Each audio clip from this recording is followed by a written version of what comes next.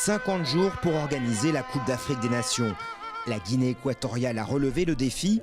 Des pelouses certes qui pâtissent souvent de la saison sèche, des bus parfois obsolètes pour emmener les joueurs. Mais les 4 stades sont opérationnels et souvent pleins. À Malabo, la capitale, sur une île, et à Bata, Mongomo et Ebébine sur le continent. Pour l'instant, je pense que c'est une belle réussite, surtout quand on retourne en arrière et de la façon dont ça s'est passé pour réorganiser, pour retrouver un pays organisateur.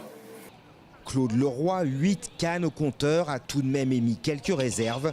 Le bus de sa sélection congolaise est resté coincé dans des embouteillages et sous 40 degrés une bonne heure avant son premier match contre la Guinée équatoriale.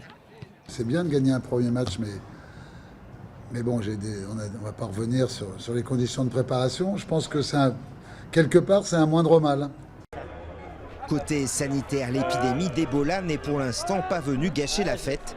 Chaque nouvel entrant est systématiquement contrôlé à son arrivée à l'aéroport, y compris les joueurs. Dans les stades, aucune psychose, mais une bonne ambiance dopée ici à Malabo par la forte diaspora camerounaise et malienne et par des prix modérés. Le billet le plus cher c'est 5 000, il y a 3 000, il y a 1 000 francs, il y a 2 000. C'est abordable, c'est bien. Chaque compagnie donne des billets d'entrée. Ils achètent les tickets pour les donner à leurs employés. Alors nous entrons gratuitement.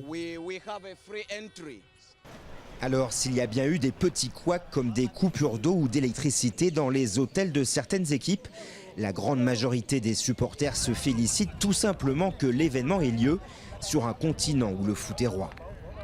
Ça se passe bien. Au moins ça sauve l'honneur de l'Afrique. On a accepté la CAN à 50 jours. Vous voyez, dans d'autres pays, on fait ça à 2 ans. Alors nous, à 50 jours, si certains vont critiquer aujourd'hui que tel hôtel n'avait pas tel ceci, je crois qu'on est au top. Et en plus, la Guinée équatoriale, contre toute attente, s'est qualifiée pour les quarts de finale. Des quarts qui auront finalement tous lieu à Bata et Malabo.